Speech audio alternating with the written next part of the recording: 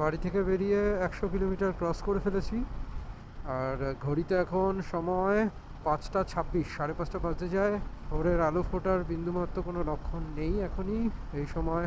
কৃষ্ণনগর এখান থেকে আর 25 কিলোমিটার দেখাচ্ছে, 26 মিনিট রাস্তা। ওই চত্বরটুকুনি বাদ দিলে 18 কিলোমিটার মতন বাদ দিলে বাকিটা তারপর থেকে বেশ ভালো। এখনও অবধি আলো নেই ঠিকই রাস্তায়, তো বেশ সুন্দর লাগছে এই রাস্তাটা চালাতে।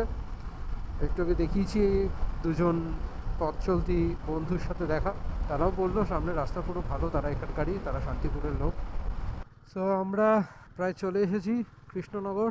সামনেই শঙ্কর মিষ্টান্ন প্রতিষ্ঠান, আমরা দাঁড়াবো সেখানে। ঘড়িতে বাজে 5:50, ভোর 5:51, আর আমরা পৌঁছলাম কৃষ্ণনগরের শঙ্কর মিষ্টান্ন প্রতিষ্ঠান। এখানে দাঁড়াবো দেখি কিছুক্ষণের জন্য। দূরপাল্লার সব বাসই এখানে দাঁড়িয়ে যাচ্ছি।